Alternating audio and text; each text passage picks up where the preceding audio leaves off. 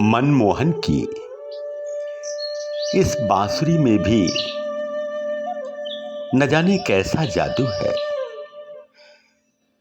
मन जैसे बंध सा जाता है। इस बंधन को तोड़ने के लिए फिर मनमोहन की शरण में ही जाना पड़ेगा ना। और प्रत्येक बंधन को अगर एक एक कर तोड़ना है तो भला गीता के श्लोकों से बेहतर और क्या हो सकता है। नेहाभिक्रम नाशोऽस्ति प्रत्यवायो न विद्यते स्वल्पमप्यस्य धर्मस्य त्रायते महतो भयात्। गीता के दूसरे अध्याय के 40वें श्लोक में मनमोहन की वाणी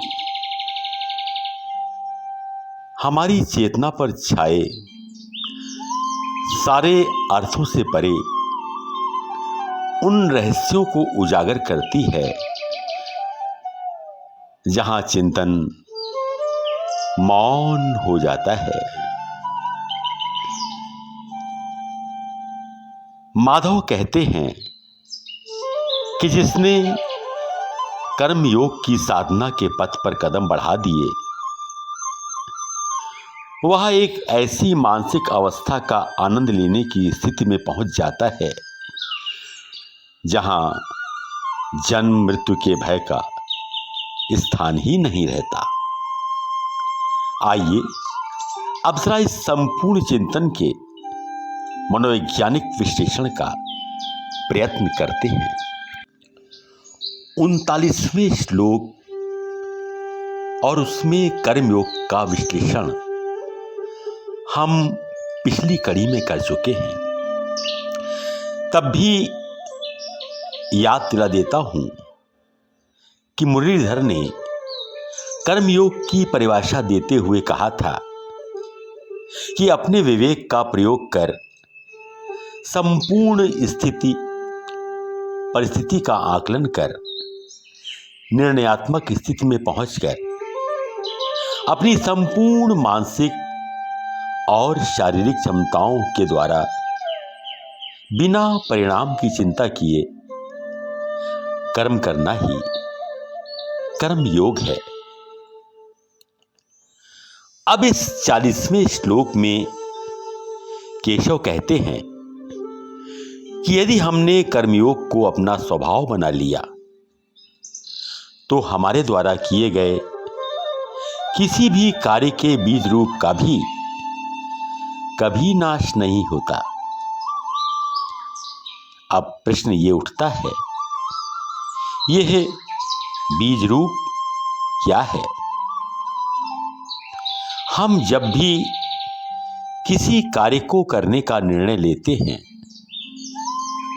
तो सर्वप्रथम उसे क्रियान्वयन करने के लिए मानसिक स्तर पर चिंतन मनन कर एक मोटी मोटी योजना तैयार करते हैं।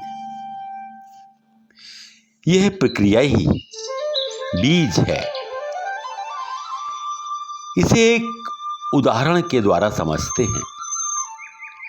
मान लीजिए आपने यह निर्णय लिया कि आपको अपनी संचित पूंजी से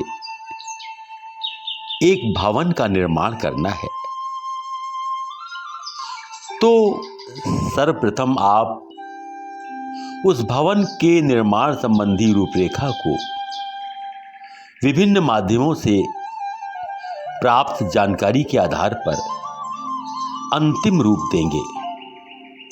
अर्थात आपने अपने भवन निर्माण संबंधी कार्य का बीज निर्माण कर दिया। अब ये बीज चाहे आप उस भवन का निर्माण करें या ना करें, किंतु ये बीज आपकी स्मृति में सदैव सुरक्षित रहेगा। और अगर आपने इसे किसी डायरी में उतार लिया है तो वहां भी सुरक्षित रहेगा। फिर मधुसूदन कहते हैं कि इसमें फल रूप दोष भी नहीं है, अर्थात इसका फल, इसका परिणाम क्या होगा, इसकी चिंता भी हमें नहीं सताएगी, क्योंकि फल की चिंता का तो प्रश्न तभी सामने आता है जब हम कार्य को पूर्ण रूप से संपन्न कर लेते हैं। तो कर्मयोग की जो मूल शर्त है, फल की चिंता न करना, वह तो स्वतः ही हमारे बिना प्रयत्न किए इस पर लागू हो जाती है। अब आगे गोपी बल्लभ कहते हैं कि यदि हमने इस कर्मयोग रूपी धर्म का थोड़ा सा भी निर्वाह कर लिया तो हम जन्म मृत्यु भय से मुक्त मना स्थिति में आ जाएंगे। यहां एक बात आई, जन्म मृत्यु रूपी महान भय।